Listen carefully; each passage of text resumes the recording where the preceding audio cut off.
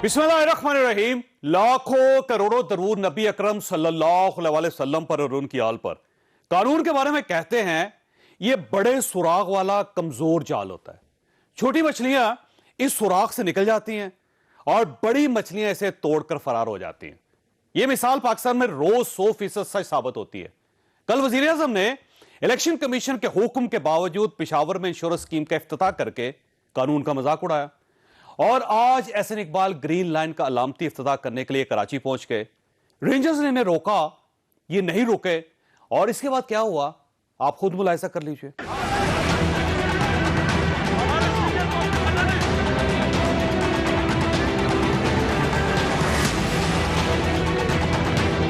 मुझे खुशी है कि कराची के ग्रीन लाइन मंसूबे के इफ्तिताह में मेरे लहू के कतरे भी शामिल हैं। हमने आज अलामती इफ्तिताह इसलिए किया है कि जो इसके जायज हकदारान हैं वो इसका इफ्तिताह करें और जो इस मंसूबे के नाजायज हकदारान हैं वो कल आके इस पे झूठे फीते काटेंगे और झूठा क्रेडिट लेंगे। इमरान न्याजी से कोई पूछे कि किस मुंह के साथ इसका इफ्तिताह करने आ रहे हो? तुम तो मेट्रो बस को जंगला बस कहते थे, तुम तो कहते थे मैं मरता मर जाऊं, मैं कभी मेट्रो बस नहीं बनाऊंगा। एहसन इकबाल साहब की तो इस जो उन्होंने किया है उस पर ज़ाहिर है यही याद रहता है बेगाने की शादी पे अब्दुल्ला दीवाना। उन्होंने काम शुरू किया था इस मंसूबे के ऊपर, मैंने अभी आपके सामने रख दिया उन्होंने जो काम किया था। अब अगर उनके जहन में ग्रीन लाइन का मंसूबा ये था कि एक ट्रैक बिछा दिया जाए और उसके ऊपर ना बस हो, ना कोई सॉफ्टवेयर सिस्टम हो, ना कोई पेमेंट सिस्टम हो, ना ऑपरेशंस कॉन्ट्रैक्ट हो, तो पता नहीं शायद उनके जहन में तस्वुर ये था कि सुरजानी से लोग भागना शुरू करेंगे इस ट्रैक के ऊपर और वो भागते भागते जो हैं वो नुमाइश पहुंच जाएंगे। अगर ये मंसूबा उनके जहन में था तो वाकई उन्होंने मुकम्मल कर दिया था। लेकिन ये जो बस का मंसूबा है इब्तिदा उन्होंने जरूर की, लेकिन इसका जो असल काम है वो सारा इस हुकूमत के आने के बाद हुआ। दो इश्यूज हैं, कानून की पाबंदी हुकूमत करती है और ना ही अपोजिशन, और दूसरा कौमी मंसूबे क्यों नहीं है। हुकूमत में तख्तियां लगाने और अपोजिशन में कौमी मंसूबों की मुखालफत करने का यह सिलसिला कब बंद होगा, हम आज ये दोनों इश्यूज डिस्कस करेंगे। और हुकूमत ने आज भी कौम को खुशखबरी सुना दी। दुनिया में बहुत कम और मिसालें हैं जहां कोरोना जैसी वबा के बाद मुल्क जो है वो 5% के ऊपर तरक्की कर रहे हैं। और अभी तो ये तो वो फिगर है जो IMF भी तस्लीम कर रहा है, लेकिन अब तो जो लग रहा है कि शायद हम 5% से भी ज़्यादा की फिगर जो है वो अचीव कर लेंगे। हमने तकरीबन 399 अरब रुपया, तकरीबन 400 अरब रुपया जो है वो किसानों को पिछले साल अज़ाफ़ी आमदनी हुई। एक तरफ तो हम कहते हैं कि महंगाई, लेकिन दूसरी तरफ जो फिगर्स हैं वो बता रही हैं कि 400 अरब रुपए की इजाफी आमदनी सिर्फ एग्रीकल्चर सेक्टर में हुई है। इतनी ग्रोथ के बावजूद मुल्क में महंगाई क्यों है, हम ये भी डिस्कस करेंगे, हमारे साथ रहिएगा। प्रोग्राम में दोबारा खुश आमदीद। हमारे साथ तशरीफ रखते हैं एहसन इकबाल साहब, साबिक वफाकी वजीर दाखिला में पाकिस्तान मुस्लिम लीग नून के साथ इनका ताल्लुक। ऐसे साहब कराची में आज बड़ा अफसोसनाक वाकया हुआ आपके साथ, लेकिन एक सवाल ये है कि आपको वहाँ जाने की क्या ज़रूरत थी, और फिर जब एक यूनिफॉर्म्ड आदमी सामने खड़ा है तो उनके साथ हाथापाई करने की, उनसे लड़ने की क्या जरूरत? नहीं, देखिए पहली बात तो यह है कि हमारा जाने का वहाँ पे कोई गुनाह हमने नहीं किया। ये वो मंसूबा है कि जो हम सबको बहुत अजीज था। आपको पता है कि मुस्लिम लीग नून ने अर्बन एरियाज़ की डेवलपमेंट में बड़ी दिलचस्पी ली और हमने जो मेट्रो बसेस के मंसूबे बनाए पंजाब में, वो सारे पंजाब की सूबाई हुकूमत ने बनाए। पाकिस्तान में वफाकी हुकूमत ने सिर्फ एक मेट्रो बस का मंसूबा बनाया, वो कराची में बनाया, और वो हम ये समझते थे कि कराची का जो शहर है इसमें 25 साल पहले बन जाना चाहिए था। तो इसके लिए नवाज शरीफ साहब ने बहुत दिलचस्पी ली, हम सब ने दिलचस्पी ली, और इसका जो स्ट्रक्चर है वो तकरीबन 80-90% मेरा ख्याल है कि मई 2018 तक मुकम्मल था। सड़क बनी थी, ओवरहेड ब्रिजेस भी बने, स्टेशंस भी बने, तकरीबन बसेस भी सब कुछ। उसमें सिर्फ जो चीज़ रह गई थी, इब्तदा में हुकूमत सिंध के साथ ये अरेंजमेंट थी कि वफाकी हुकूमत उसका पूरा इंफ्रास्ट्रक्चर बनाएगी और बसेस जो है वो सिंध हुकूमत लाएगी। एंड में आके सिंध हुकूमत ने उसके बारे में जैसे कहते हैं ना ज़रा वो शुरू कर दी, हिचकिचाहट का मुजाहरा कर दिया। तो इसके बाद हमने जो आखिरी बजट की तकरीर थी उसमें मिफ्ता इस्माइल साहब ने कहा कि फिर अगर सिंध हुकूमत नहीं ला रही तो हम खुद लेकर आएंगे और इसको पूरी तरह ऑपरेशनल करेंगे। तो मेरा ख्याल है मुश्किल से 6 महीने नहीं तो 8 महीने का काम रहता था, और खुद حکومت کے اپنے وزراء بار بار 2019 میں اس منصوبے کے ختم ہونے کی ڈیڈ لائنز دے چکے تھے، پھر 2020 میں دیتے رہے، پھر 2021 میں دیتے رہے. تو جو 6 مہینے کا کام تھا اگر آپ نے 3.25 سال میں کیا ہے اس میں تو آپ کو تمغہ حسن نالائکی ملنا چاہیے. لیکن ایک سوال ہے کہ آپ کیوں گئے تھے؟ ہم اس لیے گئے کہ ہمارا منصوبہ تھا اور اس کی ایک علامتی جو اچھا پہلی اب سن لیجیے نا، آپ کا نہیں ہوتا، قوم کے ہماری حکومت نے بنایا نا. لیکن میں آپ کو بتاؤں کہ ان میں ظرف نہیں ہے. نواز شریف صاحب نے جب ملتان ایئرپورٹ کا افتتاح کیا تو یوسف رضا گیلانی صاحب کو نیچے سے اٹھا کے بہت اچھا اپنے ساتھ بٹھایا کہ انہوں نے اس منصوبے کو شروع کیا تھا. دیکھیے اول تو عمران خان صاحب جب جا رہے تھے ان کا فرض تھا کہ یہ شہباز شریف صاحب کو دعوت دیتے کہ یہ منصوبہ آپ کی جماعت نے شروع کیا تھا، آئیے ہم مل کے کراچی کے لوگوں کو اس منصوبے کی اختتام کے اوپر مبارکباد دیں اور اس کا یہ مل کے اخلاقی طور پر بات آپ کی درست ہے، لیکن سر کوئی قانون نہیں ہے. ہاں وہ یہ بات آپ کو ضرور انوائٹ کیا جائے اور آپ کریں گے. ہاں ان کے اخلاقیات ہوتے تو اخلاقی بات ٹھیک ہوتی نا. لیکن گورنمنٹ اگر نہیں کرنا چاہتی تو آپ کو یہ ضروری نہیں، تو ہم نے اس لیے ان سے کلیش نہیں کیا، ہم نے ایک علیحدہ تقریب کرنی چاہیے. مجھے بتائیے کہ اگر ہم ایک علیحدہ علامتی تقریب کر رہے ہیں تو اس میں حکومت کا کیا نقصان جاتا ہے؟ اس کے اندر کیا ہم دہشت گرد ہیں، کیا ہم چور ہیں، کیا ہم کوئی ملک کے غدار ہیں؟ واقعہ کیا تھا نا سر، تو آپ ایک افتتاح آپ کر لیتے، دوسرا پاکستان پیپلز پارٹی کر لیتی. اس وقت بھی انہوں نے کہا جی کیونکہ بھٹو صاحب نے ہم نے ہمیشہ بھٹو صاحب کو کریڈٹ دیا، ہم نے ہمیشہ بھٹو صاحب کو کریڈٹ دیا. ہم نے کبھی یہ نہیں کہا کہ تختی تو آج بھی لگی ہوئی ہے کراچی میں، میاں نواز شریف صاحب کی تختی آج بھی لگی ہوئی ہے سر. نہیں لیکن ہم نے تو بھٹو صاحب کو کبھی کریڈٹ نہیں چرایا کہ انہوں نے ایٹمی پروگرام کو شروع کیا. بات یہ ہے کہ آپ مجھے بتائیے، دیکھیں جاوید صاحب، بجائے اس کے کہ آپ اس بات کی مذمت کریں کہ سیاسی مخالفین کو دبانے کے لیے، تشدد کرنے کے لیے آپ رینجرز کو استعمال کر رہے ہیں. میں وزیر داخلہ رہا ہوں، ہمارے دور میں کبھی یہ اس کو سول آرمڈ فورسز کہتے ہیں اور ان اداروں کی سربراہی ایک سرونگ میجر جنرل کرتا ہے. آپ مجھے بتائیے کہ جب آپ ایک ایسے ادارے سے اپوزیشن کو مار پٹوا رہے ہیں کہ جس کا سربراہ ایک میجر جنرل ہے، آپ ملک کے قومی اداروں اور عوام کے درمیان ایک خلیج نہیں پیدا کرے. کیا یہ کام ہمیشہ پولیس سے نہیں حکومتیں لیا کرتے؟ سر یہ کام کس نے کیا؟ آپ سندھ گورنمنٹ کو ذمہ دار سمجھتے ہیں یا وفاقی حکومت؟ کیونکہ رینجرز وفاقی حکومت کا ادارہ ہے. رینجرز تو اس وقت کراچی کے اندر جو ڈپلائے ہیں وہ سندھ گورنمنٹ کی انویٹیشن نہیں، لیکن اگر سندھ حکومت نے کرنا ہوتا تو ان کے پاس تو پولیس موجود تھی، وہ پولیس سے لے سکتے تھے یہ کام. پولیس وہاں موجود تھی، پرائم منسٹر صاحب نے کہا پولیس وہاں موجود تھی، پولیس نے کوئی کارروائی نہیں کی. جتنی ہمارے خلاف کارروائی ہوئی ہے وہ رینجرز کے ذریعے ہوئی ہے. اس لیے ہمیں آپ سمجھتے ہیں کہ پرائم منسٹر صاحب نے جی یہ وزیر اعظم کے اور وفاقی حکومت کے براہ راست ہدایات کے بغیر یہ کام نہیں ہو سکتا. اچھا آپ جب گئے تو رینجرز نے روکا آپ کو؟ نہیں، رینجرز نے تو ہمیں ان کو ہدایت انہیں یہ دی گئی، ہم نے وہاں پر جو ان کا اسٹیشن تھا اس کے سامنے اپنی تقریب کرنی چاہیے. اس کے جو ایک سٹیئر کیس تھا، ہم اندر نہیں جا رہے تھے. انہوں نے کہا جی کہ آپ گرین لائن منصوبے کی کسی تصویر کو بھی پیچھے نہیں لے سکتے، ایک سائڈ پہ کھڑے ہو کے کریں. میں آپ کیسے روک سکتے ہیں ہمیں؟ اور پھر ہم پر جب ہم نے ادھر جانے کی کوشش کی انہوں نے ہم پہ تشدد کیا اور میری انگلیاں بھی زخمی ہوئیں اور کراچی کی دھرتی پہ میرا خون ٹپکا.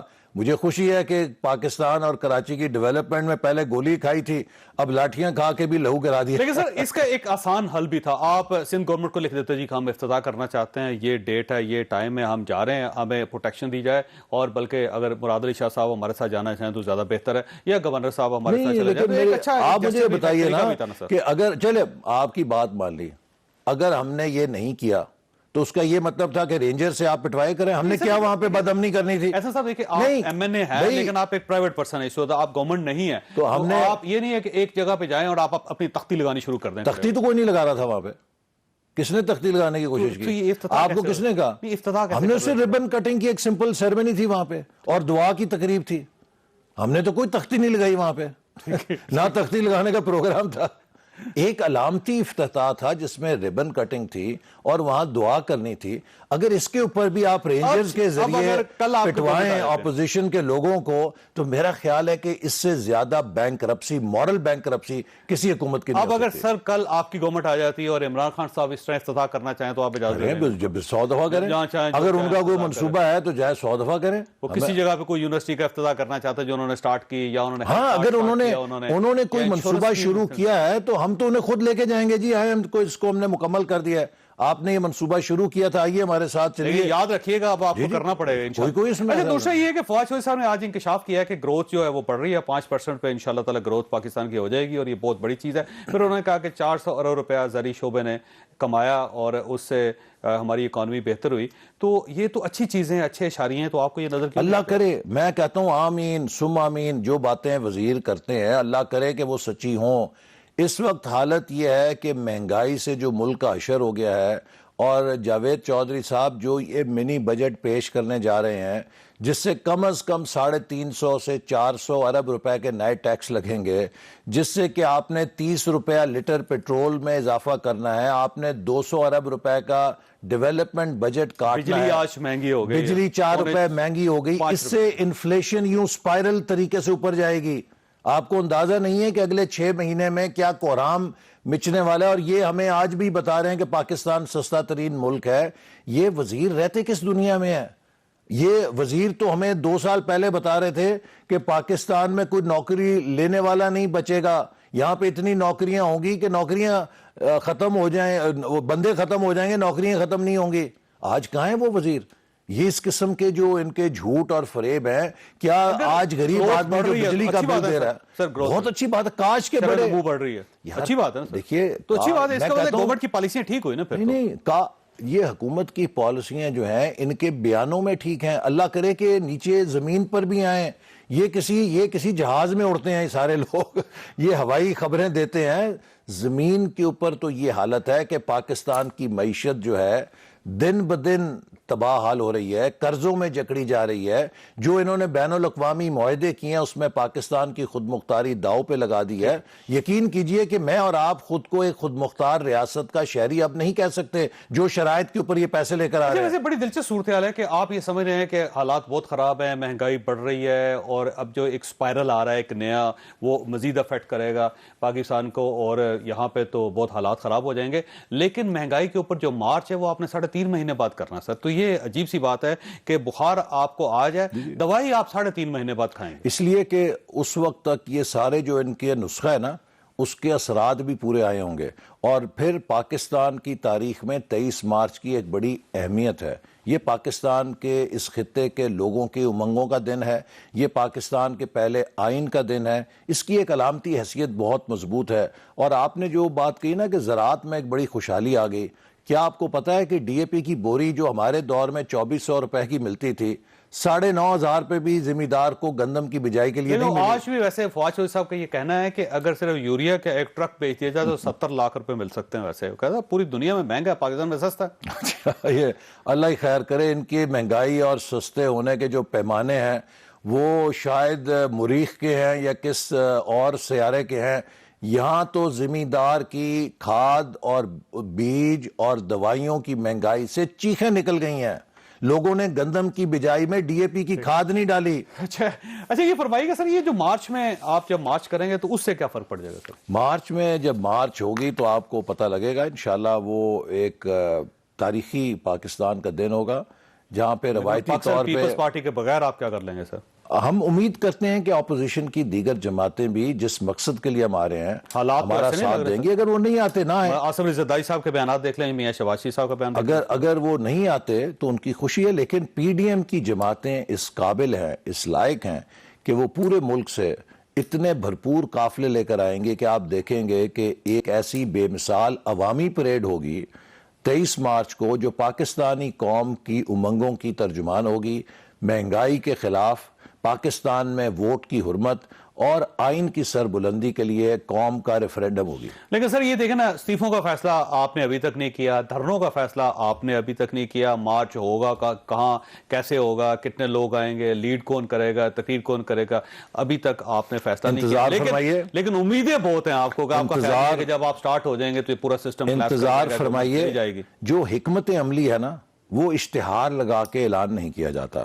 یقیناً آپ کے ساتھ بڑی خوشی ہوگی کہ جب ہم جو اعلان کرتے جائیں گے اس کے اوپر بحث کریں گے, لیکن جو ہماری حکمت عملی ہے, جو ہمارے فیصلے ہیں, ان کا ہم اعلان وقت کے اوپر کریں گے. ہم ٹی وی ٹاک شوز کے لیے اپنی حکمت عملی آؤٹ نہیں کریں گے. استعفے بھی دے دیں گے آپ؟ استعفے ہم نے آلریڈی دیے ہوئے ہیں، اپنی قیادت کو دیے ہوئے ہیں، اور ان کو ہم نے ان کو مینڈیٹ دیا ہوا ہے کہ جس وقت ہماری قیادت محسوس کرے گی کہ ہمارے استعفوں کو وہ ایکسرسائز کرنا چاہتی ہے، وہ جمع کرا دے گی اسپیکر. تو آپ کا خیال یہ ہے کہ مارچ کے بعد گورنمنٹ نہیں رہے گی؟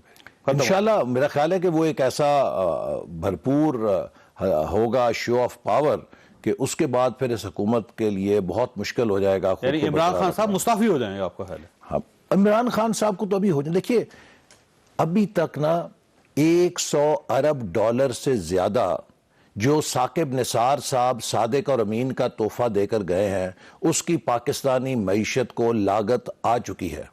کیا یہ اب پاکستان کو مکمل طور پہ ہم نے کسی خونی انقلاب میں دھکیلنا ہے؟ میں کہہ چکا ہوں کہ ہماری آبادی اوور سپیڈنگ سے بڑھ رہی ہے اور عمران خان صاحب نے معیشت کو انڈر سپیڈنگ پہ لگا دیا ہے. یہ دونوں ایک ینگ آبادی کے اندر جہاں 2/3 نوجوان ہوں، خونی انقلاب کے اسباب ہیں. ہمیں اس سے بچنا ہے. کرم کریں، پاکستان کو بچنا چاہیے، لوگوں کو بھی بچنا چاہیے. ایسا صاحب آپ کا بہت بے خواص ہے، یہاں پہ چھوٹی سی بریک لینی ہے اور بریک کے بعد پینل کے ساتھ دوبارہ واپس آئیں گے. پروگرام میں دوبارہ خوش آمدید. ہمارے ساتھ تشریف رکھتے ہیں اشاد بھٹی صاحب، سینئر صحافی ہیں، تجزیہ کار ہیں، ہمارے دوست ہیں. اور مظہر عباس صاحب ہمارے ساتھ تشریف رکھتے ہیں، سینئر تجزیہ کار، کالم نگار، صحافی. اور مظہر عباس صاحب بھی ہمارے بڑے ہی قریبی دوست ہیں. مظہر صاحب آپ کا بہت بہت شکریہ. یہ فرمائیے کہ سر احسن اقبال صاحب کراچی چلے گئے تھے، اگر وہ ایک علامتی افتتاح کرنا چاہتے تھے تو ان کو روکنے کی کیا ضرورت تھی؟ دوسرا یہ تختیاں جو لگانے کا سلسلہ یہ کب ختم ہوگا سر؟ میرا خیال ہے کہ اگر اول تو احسن اقبال صاحب کو جا کے یا علامتی افتتاح کی ضرورت نہیں تھی.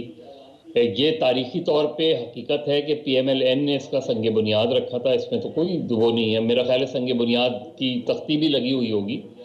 اور دوسری طرف زیادہ اچھا ہوتا کہ اگر P T I, governor Sindh یا جو بھی ہوسٹ ہیں اس کے، پی ٹی آئی ہے، وہ پی ایم ایل این کو بھی انوائٹ کر لیتی. اس میں کیا ہوتا اگر آپ کی افتتاحی تقریب میں پی ایم ایل این کو بھی انوائٹ کرتے. سنگ بنیاد تو اسد عمر صاحب نے بھی یہ کہا نا کہ سنگ بنیاد انہوں نے رکھا تھا، اور یہ کانسیپٹ جو تھا یہ تو تھا پی ایم ایل این کا، اس میں تو کوئی دو رائے نہیں ہے. یہ concept P M L N کا تھا، پی ایم ایل این نے سنگ بنیاد رکھا. ہاں جتنی جلدی انہیں کمپلیٹ کرنا چاہیے تھا نہیں کیا. تو اگر یہ جوائنٹلی ہو جاتا تو اس میں حرج کیا تھا؟ یعنی ایک کراچی میں گرین لائن بس سروس شروع ہو رہی ہے، اس پہ پاکستان کی 2 بڑی جماعتیں کریڈٹ کے چکر میں لڑ رہی ہیں. نہ کوئی ایک جماعت بالکل صحیح، اور جس کو کریڈٹ لینا چاہیے تھا وہ سائلنٹ ہے. پاکستان پیپلز پارٹی جس کی گورنمنٹ ہے وہاں پہ، ان کو چاہیے تھا کہ اگر 15 سال سے ان کی گورنمنٹ چلی آ رہی ہے، 13 سال سے چلی آ رہی ہے، تو یہ منصوبہ ان کو شروع کرنا چاہیے تھا، انہوں نے مکمل کرنا چاہیے تھا. وہ خاموش ہے سائڈ پہ. ان کا تو چوہدری صاحب ان کا تو کمال ہے ویسے. یعنی 15 سالوں میں کراچی میں کوئی ایک پبلک بس نہیں لے کر آئے. کوئی پبلک ٹرانسپورٹ کراچی جیسے شہر میں ہے ہی نہیں، وجود ہی نہیں ہے اس کا. اور کچھ بسیں چلتی ہیں، کبھی سی این جی کی بسیں لانچ کی جاتی ہیں، اس کے بعد غائب ہو جاتی ہیں. ابھی حال ہی میں ایک کسی صاحب کو دیا گیا تھا کانٹریکٹ، انہوں نے 10 الیکٹرک بسیں چلانی تھیں. اب مجھے نہیں پتا وہ بسیں چل رہی ہیں نہیں چل رہی ہیں. لیکن پبلک ٹرانسپورٹ جو گورنمنٹ کی پبلک ٹرانسپورٹ ہے وہ تو ایگزسٹ ہی نہیں کرتی کراچی جیسے شہر میں. سرکولر ریلوے ایگزسٹ نہیں کرتی. اور یہ دنیا کا واحد بڑا میٹروپولیٹن سٹی ہے جس کے اندر پبلک ٹرانسپورٹ نہیں ہے. آبادی 2.5 کروڑ ہے. نہیں ہے پبلک ٹرانسپورٹ نہیں ہے. اتنے بے ہنگم قسم کے فلائی اوورز اور انڈر پاس بنائے ہوئے ہیں کہ جس سے ٹریفک فلو ہونے کے بجائے جیم ہو جاتا ہے. اتنے ایک آپ تصور کریں گے کہ 2 کلومیٹر کے ایریا میں 10 پیٹرول پمپس ہیں. اس طرح اس شہر کو تباہ کیا گیا ہے. اس طرح اس شہر کو ڈسٹروائے کیا گیا ہے. نہ فلائی اوور اچھے بنا پائے، نہ انڈر پاس اچھے بنا پائے. یعنی اتنی بڑی بڑی کشادہ سڑکوں پہ آپ نے ایک فلائی اوور بنا دیا. لیاقت آباد کی سڑک اتنی کشادہ ہے، اس پہ فلائی اوور بنا کے آپ نے اس کی ساری خوبصورتی ڈسٹروائے کر دی. کراچی کا جو اچھا یہ فرمائیے، یہ گرین لینڈ جو بس پروجیکٹ ہے، جب یہ بسیں سٹارٹ ہوں گی تو کراچی کو کوئی ریلیف ملے گا؟ بہت ریلیف ملے گا. دیکھیے پہلا ریلیف تو یہ ملے گا، اتنے فاصلے ہو گئے ہیں، اتنا ڈسٹنس ہو گیا ہے. बहुत से मोटरसाइकिल वाले मोटरसाइकिल घर पे रख के जाएंगे, ज़ाहिर है पेट्रोल की प्राइसेस है। मेरा ख्याल है ये बसें भी कम पड़ेंगी, जितना जो इसका रूट है उसके रूट के मुताबिक जितने लोग ट्रेवल करते हैं उसमें बसें कम पड़ जाएंगी। मेरा ख्याल है ये कम से कम 2-3 जगहों पे लॉन्च होना चाहिए था। अगेन मैं इसका बिल्कुल, इसमें पीटीआई का क्रेडिट भी है, फुली क्रेडिट है। पीटीआई ने जिस वक्त जो मरकजी हुकूमत जो काम कर रही है नाले वाले साफ करने के, अब और इसकी वजह से सूबाई हुकूमत भी कुछ एक्टिव हुई है। लेकिन ये चीज मेरा ख्याल है चौधरी साहब, इतना ज्यादा देखिए, जहां जिस शहर में 8,000 कच्ची आबादियों में 60 लाख लोग रह रहे हों, उस आप सोचें कि आप जितना भी कुछ कर लेंगे ये नाकाफी होगा इस शहर के लिए। लेकिन जितना डिले करेंगे प्रोजेक्ट्स में उतना ज्यादा ये शहर मल्टीप्लाई होता जाएगा। हम 50 साल से सुन रहे हैं कराची मास ट्रांजिट प्रोजेक्ट, 50 साल से कराची मास ट्रांजिट प्रोजेक्ट जो था वो 73-74 में शुरू हुआ था, आज तक कंप्लीट नहीं हो सका। बिल्कुल उसकी फाइलों में K4 देख लें। लेकिन उससे पहले आपको याद है जब पाकिस्तान बना था तो यहाँ पर ट्राम चलती थी, वो ट्राम की पटरियां भी लोग उखाड़ के खा गए, और बजाय उसके कि उसको इंप्रूव करते आपने इंफ्रास्ट्रक्चर को पहले ज्यादा बर्बाद कर दिया। भट्टी साहब वैसे ये फरमाइएगा, ये जो क्रेडिट है ना गवर्नमेंट होती है, जी मल साहब बात मुकम्मल कीजिए। जैसा मैं सिर्फ ये कह रहा था, मैंने सर्कुलर रेलवे में ट्रेवल किया यहाँ, मैंने ट्राम में ट्रेवल किया है यहाँ, मैंने केटीसी की बड़ी बड़ी बसें होती थी उनके डेपोज खा गए हैं, उनके जो बड़े बड़े डेपोज थे वो खा गए हैं उसमें। तो कराची को तो इस तरीके से डिस्ट्रॉय किया गया, कोई अपने माशी हक को इस तरीके से नहीं डिस्ट्रॉय करता जिस तरीके से हमने कलेक्टिवली डिस्ट्रॉय किया इस शहर को। बिल्कुल सही भट्टी साहब। अब मसला ये है कि गवर्नमेंट जो होती है ना वो एक मनसूबा शुरू करती है, अपोजिशन हमेशा उसको कभी जंगला बस करार दे देती है, कभी उसको वेस्टेज ऑफ मनी करार दे देती है, कभी वो कहती है जी कि इतने ज़्यादा फ्लाईओवर बनाने की क्या ज़रूरत थी, अपोजिशन उसकी मुखालफत करती है।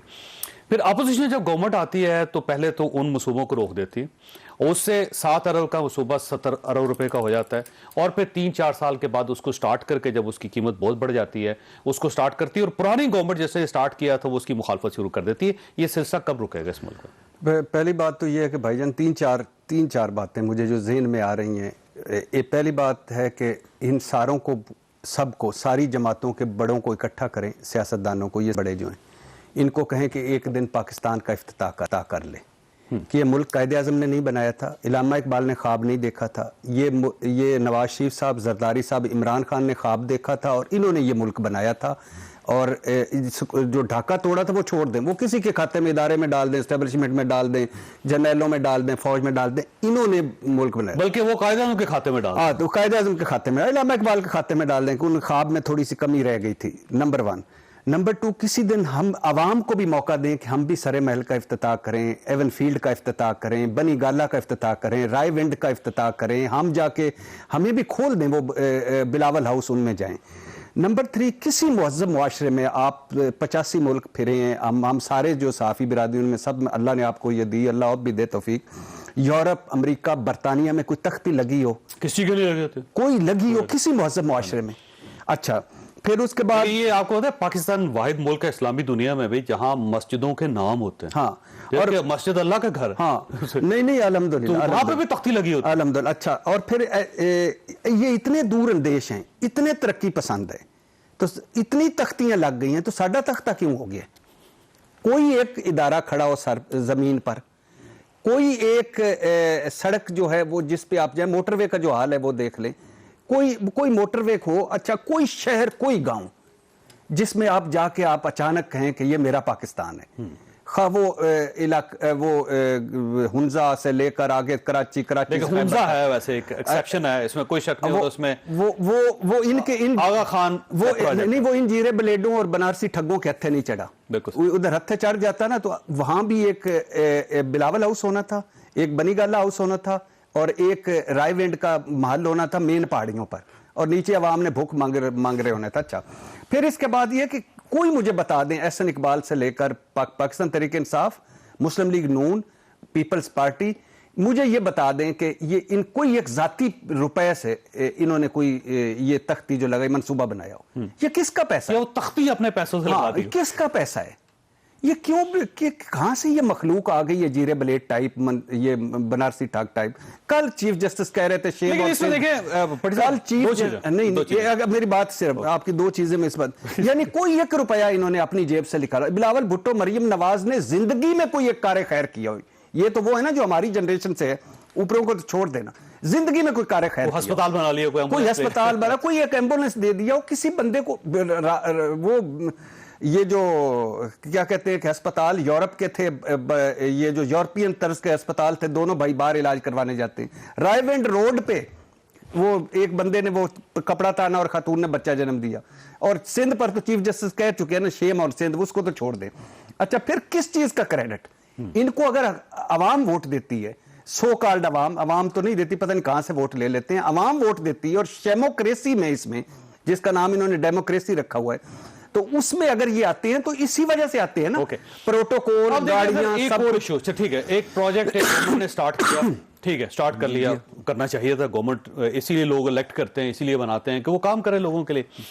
اب اگر 2016 میں یہ پروجیکٹ شروع ہو گیا, 2018 میں اس سے کمپلیٹ ہونا تھا, سڑکیں وہ بنا گیا میاں نواز شریف صاحب بنا گیا, بسیز اب لینی تھی, تو 3 سال 3.5 سال آپ نے جو ڈیلے کیا اس پروجیکٹ کو عمران خان صاحب نے, اس لیے کہ تختی کسی اور کی لگی ہوئی ہے, تو نقصان کس کا ہوا یہ؟ سر مجھے کچھ سوائے شہباز شریف کے کچھ منصوبوں کے پنجاب میں نے دیکھے, کوئی ایسا منصوبہ نہیں جو وقت پہ ہوا ہو. اور منصوبہ ہوا, اسلام آباد ایئرپورٹ 35 ارب کا تھا, 111 ارب پہ پہنچ گیا, ڈیلے ہوتا ہو. ڈیلے. نندی پور پاور پروجیکٹ, اس کے علاوہ نیلم جیلم, اس کے علاوہ کئی منصوبے, میرے پاس 18 منصوبے ایسے ہیں. اور پھر کالا باغ ڈیم, ہاں, $1 بلین کا بننا تھا, اب $200 بلین میں. اچھا پھر دوسری بات جو مجھے سب سے زیادہ دکھ ہے, نواز شریف پارک, شہباز شریف انڈر پاس, بختاور بھٹو, بلاول بھٹو, آصف زرداری, ذوالفقار علی بھٹو, نصرت بھٹو, بے نظیر بھٹو. یہ بے نظیر بھٹو ایئرپورٹ, انٹرنیشنل ایئرپورٹ رکھا, خدا کی قسم واش روم تک سیدھے نہیں کیے. یہ ہسپتال جس میں بے نظیر بھٹو, اللہ ان کی مغفرت کرے, بخشش فرمائے, وہ انہوں نے آخری سانس لیے تھے, اس کا نام تبدیل کیا, اندر جائیں ڈنگر ہسپتال ہے. اچھا نام پھر میں وہ اکثر کہتا ہوں, روسیوں نے ہمیں دی سٹیل مل, برباد. گوروں نے ہمیں دیا ریلوے, برباد. ہم نے اپنا بنایا ہوا PIA, برباد.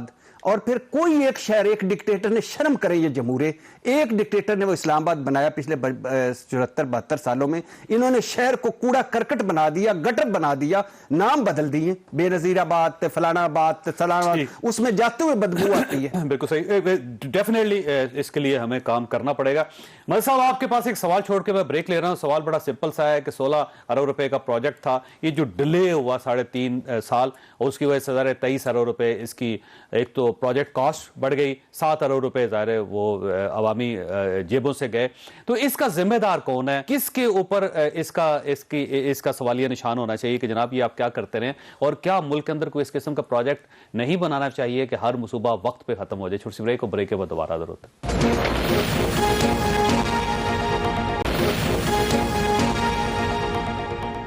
پروگرام میں دوبارہ خوش آمدید. مدد صاحب, یہ جو پروجیکٹ ڈیلے ہوتے ہیں اس کا ذمہ دار کون ہے اس ملک میں؟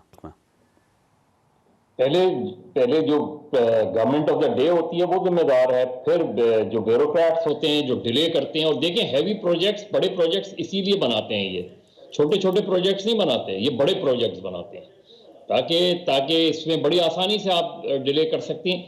ڈیلے پر فائن ہونا چاہیے, یعنی آپ ڈیلے کر رہے ہیں تو اس پہ ہیوی فائن لگنے چاہیے, اس لیے کہ آپ ایک پورا, یہ کوئی آسان چیز نہیں ہوتی جب آپ ایک پروجیکٹ بناتے ہیں جس طریقے سے یہاں ہر سطح پہ ایک لمٹ طے ہونی چاہیے کہ آپ نے یہ 2 سال میں مکمل کرنا ہے. اس میں کوئی گرے ٹائم نہیں ملے گا آپ کو کہ 24 مہینے 26 مہینوں میں تبدیل ہو جائیں, 28 میں, وہ نہیں ہوگا. چودھری صاحب, کراچی میں جو سی ویو کے قریب 2 دریا کے قریب ایک پلانٹ بنایا گیا مشرف صاحب کے پیریڈ میں, 2006 میں کمپلیٹ ہونا تھا, صاف پانی کا. $100 ملین سے آج تک وہ نہیں پلانٹ چل سکا.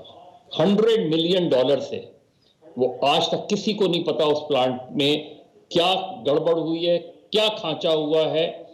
اور یہ جو اسی طریقے سے آپ دیکھ لیں نا, آپ لیاری ایکسپریس وے دیکھ لیں, اتنی تاخیر ہوتی ہے. اس کا ذمہ دار ان سارے افسران کو, جیسے ابھی اللیگل بلڈنگز گرائی جا رہی ہیں نا, पहले आप देख लेना इस वक्त जो बिल्डिंग अंडर कंस्ट्रक्शन है उन सबको रोकें, उसकी इन्वेस्टिगेट करें, इसमें गड़बड़ है या नहीं है।